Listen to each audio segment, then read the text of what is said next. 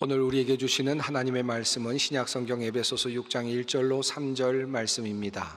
에베소서 6장 1절로 3절 말씀입니다. 주님의 말씀을 봉독합니다. 자녀들아, 주 안에서 너희 부모에게 순종하라. 이것이 옳으니라. 내 아버지와 어머니를 공경하라. 이것은 약속이 있는 첫 계명이니 이로써 내가 잘 되고 땅에서 장수하리라. 아멘. 어버이 주일에 설교를 시작하면서 한 가지 안 좋은 소식과 그리고 한 가지 좋은 소식을 먼저 여러분께 말씀드리려고 합니다. 굿 뉴스가 하나 있고요, 배드 뉴스가 하나 있습니다. 무엇을 먼저 말씀드릴까요? 안 좋은 소식부터 말씀을 드릴까요? 서울대 학생을 중심으로 대상으로 해서 한 설문조사가 있었답니다. 그 질문은 이러했습니다. 부모가 언제쯤 돌아가시면 가장 적절한가 하는 그런 질문이었습니다. 학생들이 몇 살쯤으로 부모님의 나이를 정했을까요? 63세라고 대답한 학생이 가장 많았다라고 하는 것입니다. 이유는 은퇴한 뒤에 퇴직금을 남겨놓고 사망하는 것이 가장 이상적이기 때문이다 라고 하는 그런 이유도 붙어 있었습니다. 이 설문 결과가 상당히 많은 분들에게 알려져 있는 것 같습니다. 아마 여러분 들으신 분들도 꽤 계실 것입니다. 이 설문 결과를 알고 저에게 이야기하시는 분들이 있었는데 아마 한 63세 막 넘으신 그런 분이셨습니다. 그분이 저에게 이렇게 말씀을 하셨습니다. 저는 아이들에게 아직 죽지 못한 죄인입니다. 이렇게 이야기를 했습니다. 요즘 젊은 세대들 참 야박하다라는 그런 생각도 듭니다. 이제 나쁜 뉴스를 말씀드렸으니까 굿 뉴스를 하나 말씀을 드려야 되겠습니다. 좋은 소식은 이것입니다. 제가 앞서 말씀드린 서울대생을 대상으로 한 설문조사가 사실 무근이며 만들어진 괴담이다 라고 하는 소식입니다.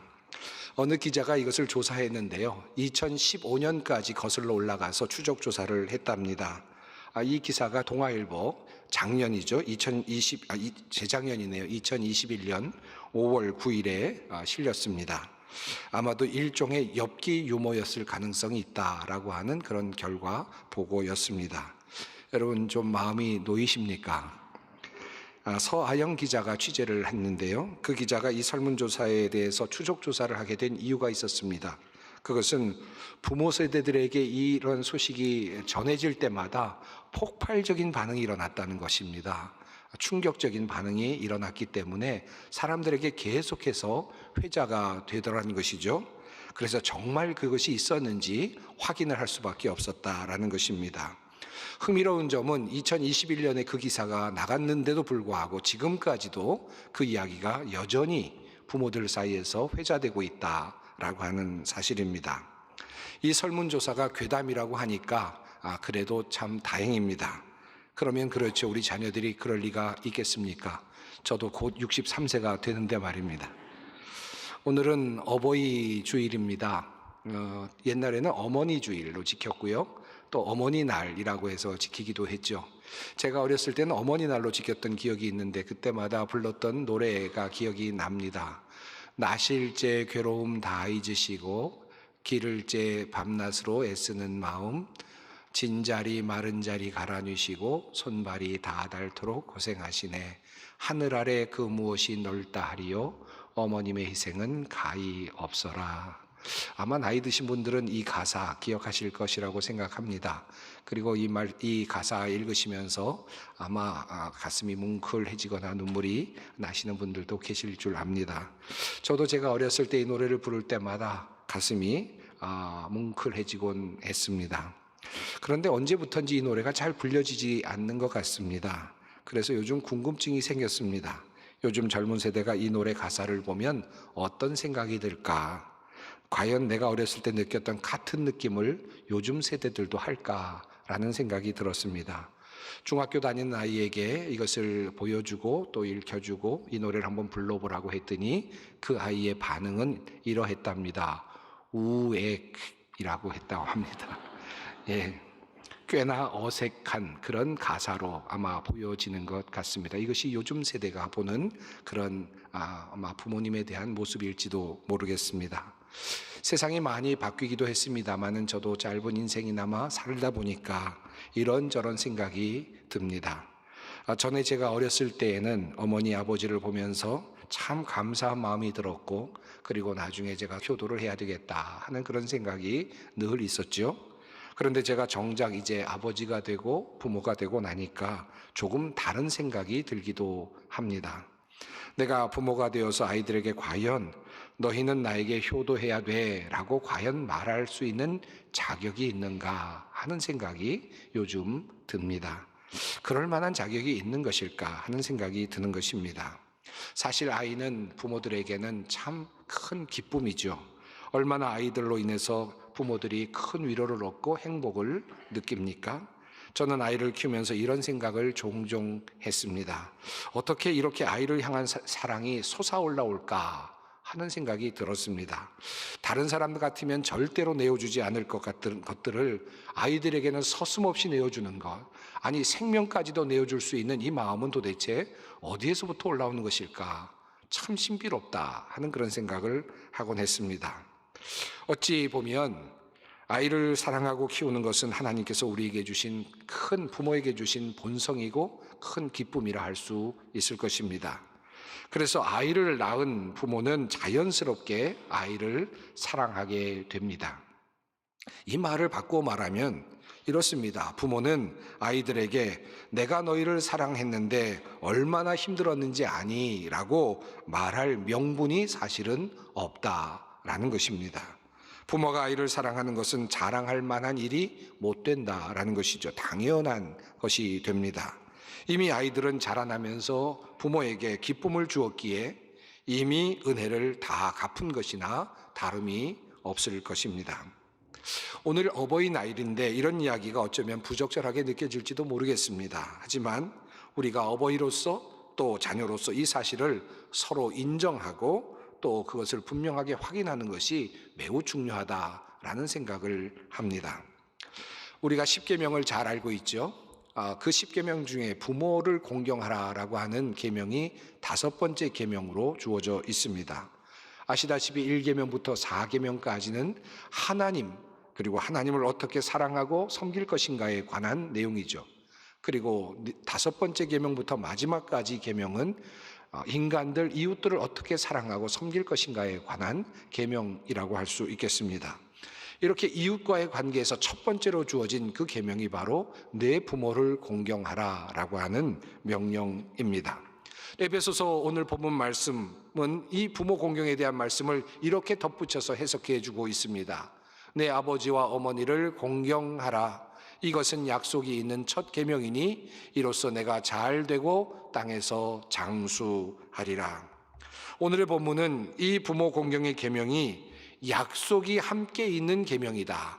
그리고 약속이 들어있는 첫 번째 계명이라고 그렇게 말씀하고 있습니다. 내 부모를 공경하라 라는 말로 끝나지 않았습니다.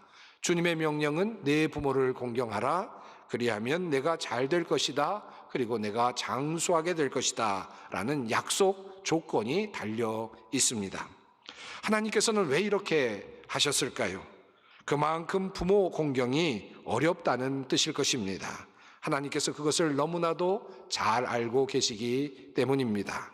그러니 내가 명령으로라도 남겨두어야만 하겠다라는 생각을 하셨을 것입니다.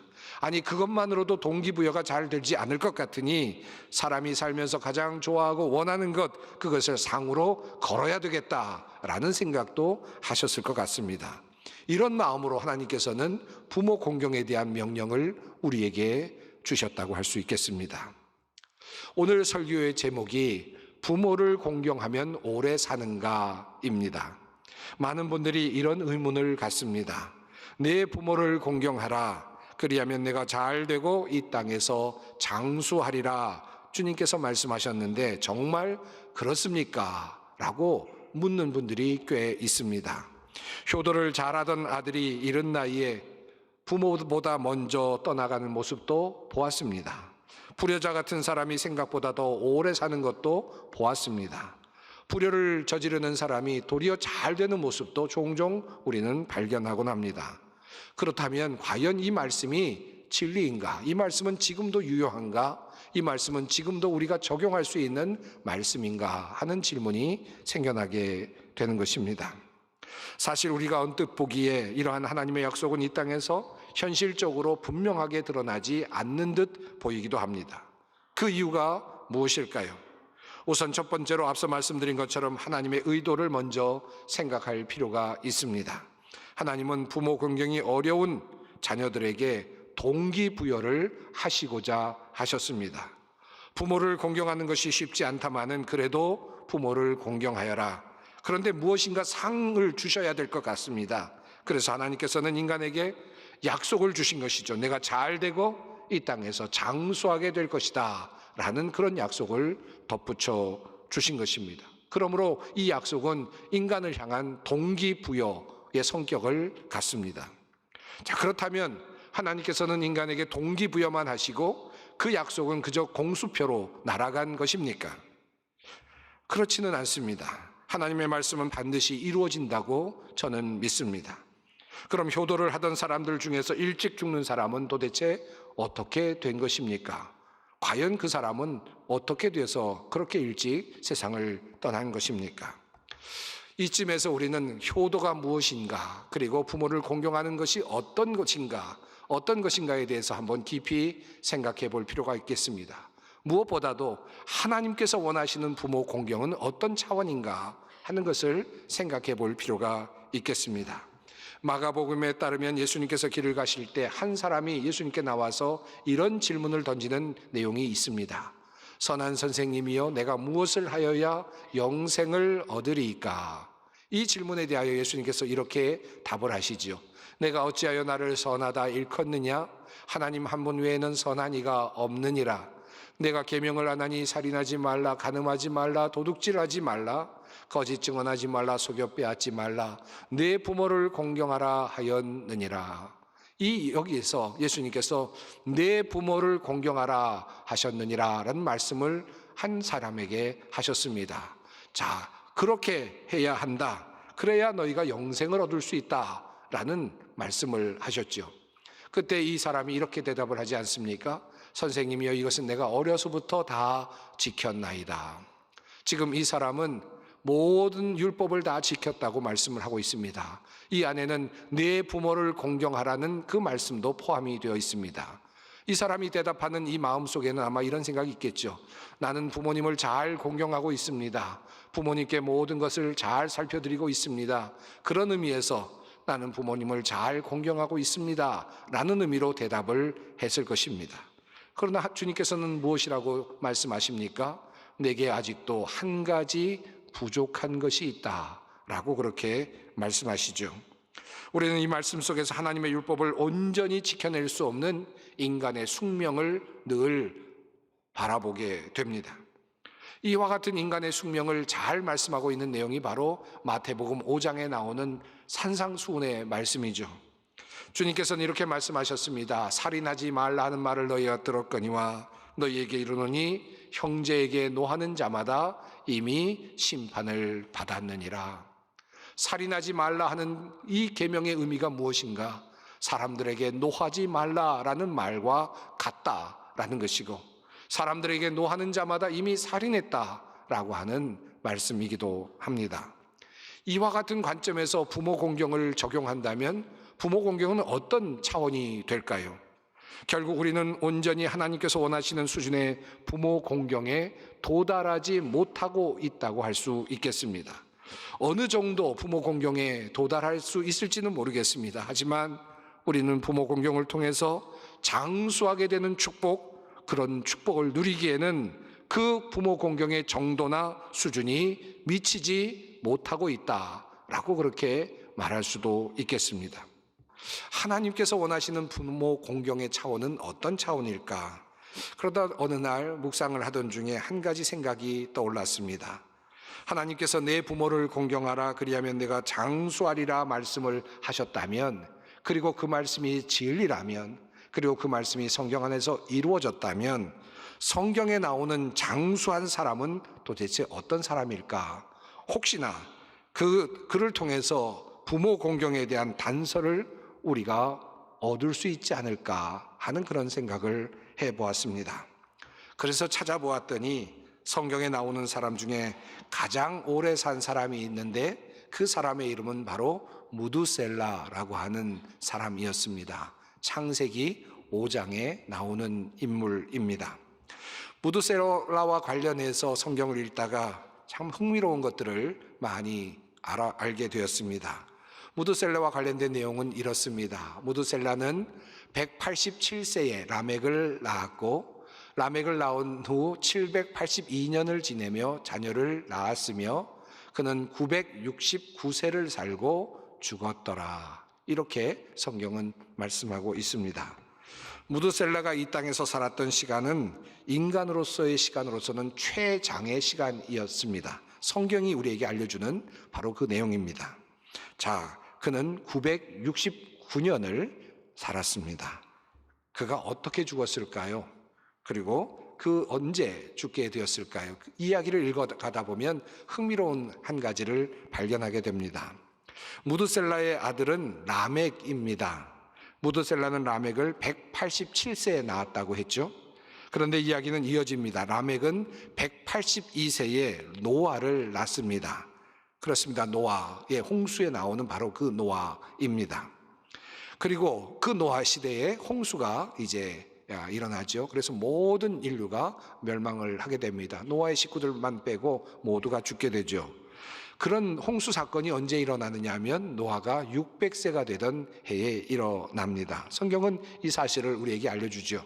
7일 후에 홍수가 땅에 덮이니 노아가 600세 되던 해 둘째 달 곧 그 달 11의 날이라. 그날에 큰 기품의 샘들이 터지며 하늘의 창문들이 열려 40주야를 비가 땅에 쏟아졌더라. 성경은 말씀합니다. 자, 그러면 홍수가 나던 해에 무두셀라는 어디에 있었을까요? 나이가 몇이나 되었을까요? 살아남았을까요? 계산을 한번 해보았습니다. 무두셀라가 187세에 라멕을 낳았습니다.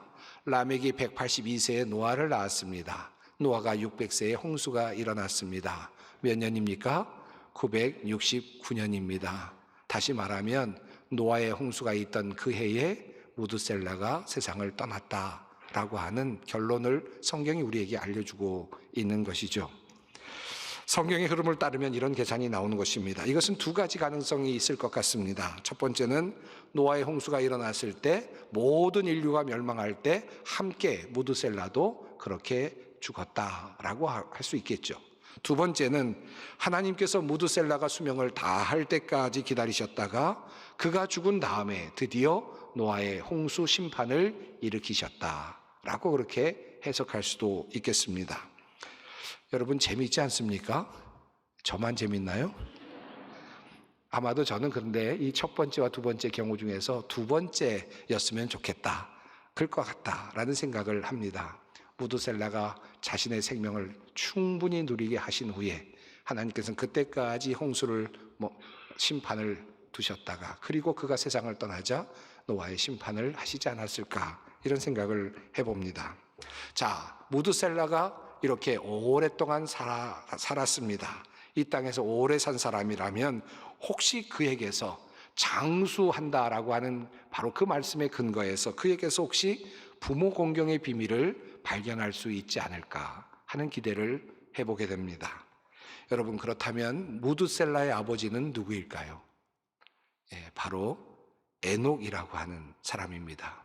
에녹에 대한 이야기를 성경은 이렇게 적고 있습니다. 에녹은 65세에 무두셀라를 낳았고 무두셀라를 낳은 후 300년을 하나님과 동행하며 자녀들을 낳았으며 그는 365세를 살았더라. 에녹이 하나님과 동행하더니 하나님이 그를 데려가심으로 세상에 있지 아니하였더라. 이렇게 말씀하고 있습니다. 하나님과 동행하며 살다가 365세에 세상을 떠난 사람, 그 사람의 이름이 바로 에녹입니다. 24절, 그를 데려가심으로 세상에 더 이상 있지 않았다라고 하는 이 말씀은 히브리 원문에는 세상이라는 단어가 나오지 않습니다. 그러니까 조금 더 정확하게 번역한다면 그를 데려가심으로 그가 존재하지 않았다 라고 표현할 수 있겠습니다. 죽었다라고 하는 내용이 족보에 없는 유일한 사람의 이름, 그 사람이 바로 에녹입니다. 에녹의 삶을 한마디로 요약한다면 하나님과 동행하는 삶이라고 할 수 있겠죠. 동행이란 말의 뜻은 무엇입니까? 뜻을 맞추어서 길을 따라 함께 걷는다라는 뜻입니다. 속도도 맞출 것이고요, 방향도 맞춰야 될 것이고 여러 가지들을 함께 맞춰야 할 것입니다. 떨어질 수 없는 관계가 되어서 함께 걸어가는 것입니다. 하나님과 같은 방식으로 함께 살아가는 것입니다. 이것이 바로 하나님과 동행하는 삶이라고 할 수 있겠죠. 그런데 에녹은 그렇게 하나님과 동행하는 삶을 살다가 하나님의 품에 안기게 되었습니다. 무드셀라가 부모를 공경하여 장수의 축복을 누렸다고 가정했을 때 그가 부모에게 공경한 것이 있다면 그것은 무엇일까요? 아버지 에녹이 하나님과 동행할 수 있도록 하였다 하는 것이 아닐까 생각합니다. 하나님과 동행하는 것이 쉽지 않을 것이기에 성경에는 그 이름이 딱 한 번만 나옵니다. 에녹이라는 이름 한 번밖에 나오지 않습니다. 그런 의미에서 무드셀라는 이 세상에서 부모 공경으로 장수의 축복을 누린 유일한 사람이 아닐까 하고 생각을 해볼 수도 있겠습니다. 사랑하는 성도 여러분, 우리가 어버이 주일을 보내고 있습니다. 부모님의 사랑에 감사하고 은혜에 보답하는 일은 우리가 마땅히 해야 할 일일 것입니다. 용돈도 드려야지요. 불편함이 없게 해드려야지요. 형제간에 화목하는 것도 매우 중요한 것입니다. 하지만 우리는 무드셀라와 그리고 에녹의 족보를 보면서 한 가지 생각을 덧붙이게 됩니다. 그것은 바로 진정한 부모 공경은 우리 부모님이 구원을 얻게 되는 것, 그리고 부모님이 하나님과 동행하는 삶을 살아가게 해드리는 것, 그것이 아닐까 하는 생각을 하게 됩니다. 우리 부모님이 하나님과 깊은 교제로 나갈 수 있도록 해드리는 것, 영생을 얻을 수 있게 해드리는 것, 구원을 얻을 수 있게 해드리는 것, 하나님과의 관계 안에서 진정한 평화를 맛보며 이 세상을 살아가실 수 있도록 해드리는 것, 이것이야말로 가장 중요한 바로 부모 공경이 아니겠습니까? 어떤 분들은 이렇게 말씀하실지 모르겠습니다. 그 부모님이 그만 세상을 다 떠나셔서 이제는 없습니다. 그 부모님 내가 구원을 얻게 해드리고 싶었고 했는데 그만 그 기회도 다 놓쳐버렸습니다 라고 후회하시는 분이 혹시 계실지 모르겠습니다. 그렇다면 여러분은 한 가지 하실 수 있는 일이 있습니다. 여러분이 하나님과 스스로 동행하는 삶을 사심으로써 여러분의 자녀들이 효자가 되게 하는 것입니다. 주님을 온전히 섬김으로써, 주님과 동행하는 삶을 사심으로써 여러분의 자녀들이 부모를 공경하는 일을 할 수 있게 해 주시는 것입니다. 사랑하는 성도 여러분, 그러므로 오늘 주님께서 우리에게 명령하십니다. 내 아버지와 어머니를 공경하라. 이것은 약속이 있는 첫 계명이니 이로써 내가 잘 되고 땅에서 장수하리라. 기도하겠습니다. 사랑의 하나님, 우리에게 귀한 부모님을 주신 것 감사합니다. 받은 사랑과 보살핌 섬김으로 오늘의 우리가 있습니다. 그 귀한 사랑 잊지 않게 하옵소서. 무엇보다도 우리의 부모님을 향한 사랑의 마음을 우리에게 주시기를 원합니다. 내 부모를 공경하라 명령하셨사오니 그 약속 있는 계명 무겁게 여기며 부모님 공경하게 하옵소서. 무엇보다 부모님이 하나님을 알고 하나님과 동행하실 수 있도록 최선을 다하는 우리 믿음의 자녀들 되게 하여 주시옵소서. 예수님의 이름으로 기도드립니다. 아멘.